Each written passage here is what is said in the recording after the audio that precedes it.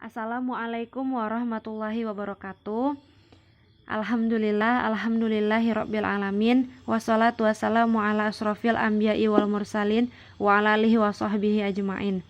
Pertama-tama marilah kita panjatkan puji syukur atas kehadirat Allah Subhanahu wa taala yang mana atas limpahan rahmat, taufik serta hidayahnya sehingga kita dapat melaksanakan presentasi secara daring.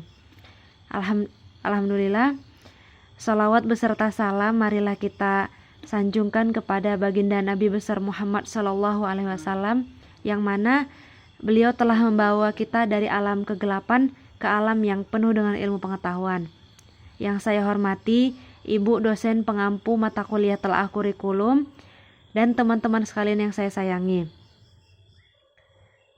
Baiklah, di sini kami dari kelompok 4 akan mempresentasikan tentang landasan kurikulum dan teori belajar. Di sini saya Salwa Sabila sebagai moderator. Lalu rekan saya Kak Reni Harliani, Liza Nuri Rahmi dan Nirwana Saparas. Baiklah, untuk makalah pertama, untuk memulai presentasi akan dibacakan oleh Kak Reni.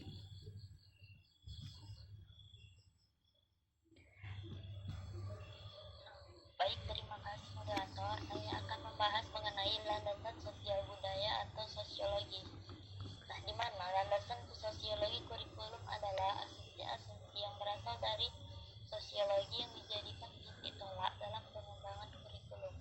Mengapa kurikulum harus berlandaskan kepada landasan sosiologis? Anak-anak berasal dari masyarakat, mendapat pendidikan baik informal, formal maupun non formal dalam lingkungan masyarakat dan diarahkan agar mampu terjun dalam kehidupan bermasyarakat. Kemudian, sosiologi dalam pembahasannya mencakup secara garis besar akan perkembangan masyarakat dan budaya yang ada pada setiap ragam masyarakat yang ada di Indonesia. Karena beraneka ragamnya budaya masyarakat yang ada di negeri ini, sehingga kurikulum dalam perumusannya juga harus menyesuaikan pada budaya masyarakat yang akan menjadi objek pendidikan dan penerima dari hasil pendidikan tersebut. Saya kembalikan kepada moderator. Terima kasih kepada Kak Reni. Baiklah, selanjutnya akan dipaparkan oleh Nirwana Saparas. Kepada Nirwana, kami persilahkan.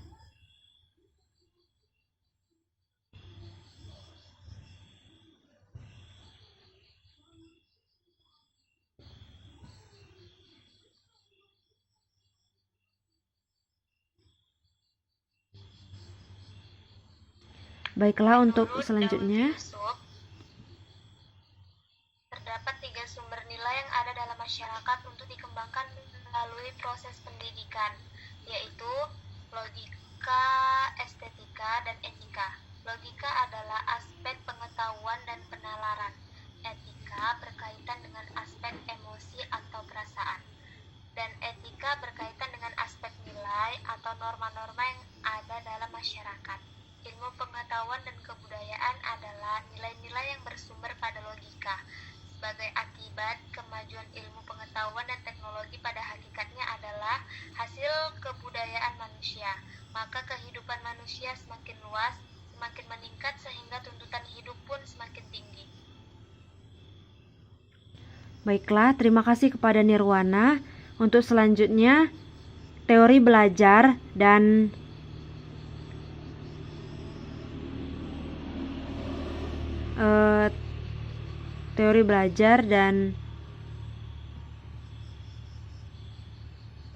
teori kognitif akan dipaparkan oleh Liza Nuri Rahmi. Kepada Liza, kami persilahkan. Baiklah, saya Liza Nuri Rahmi akan melanjutkan pembahasan dari Nirwana. Saya akan membahas tentang teori belajar. Teori belajar sendiri didefinisikan sebagai metode yang menggambarkan bagaimana seseorang melakukan proses belajar. Adapun pengertian dari belajar menurut Ernest R. Kierkegaard adalah kegiatan atau proses yang dilakukan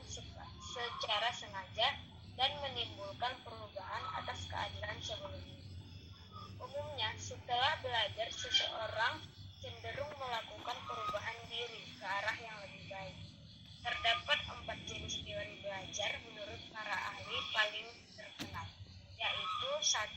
Teori kognitif. Teori kognitif mulai berkembang pada abad 20-an. Secara sederhana, teori ini menggambarkan bahwa belajar adalah aktivitas internal yang terdiri dari beberapa proses, seperti pemahaman, mengingat, mengolah informasi, problem solving, analisis, prediksi, dan perasaan.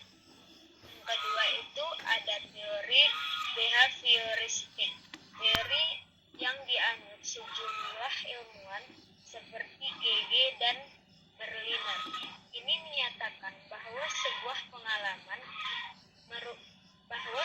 pengalaman mampu mengubah tingkah laku atau kebiasaan proses berpikir seseorang berbagai hasil proses belajar dari pengalaman itu sendiri.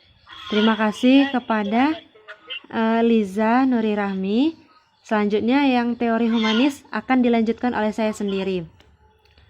Teori belajar selanjutnya yaitu teori humanistik yang berkembang dari teori behavioristik. Tokoh dari teori humanis adalah Carl Rogers dan Abraham Maslow. Dilihat dari definisinya, teori humanis adalah metode pembelajaran yang fokus pada peserta didik guna mengembangkan potensinya.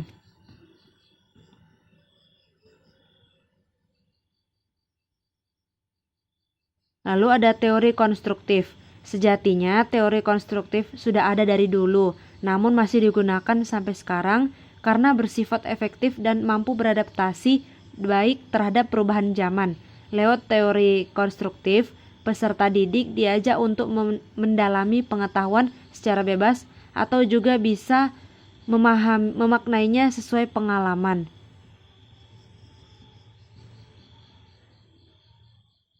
Baiklah, hanya sekian presentasi dari kelompok kami.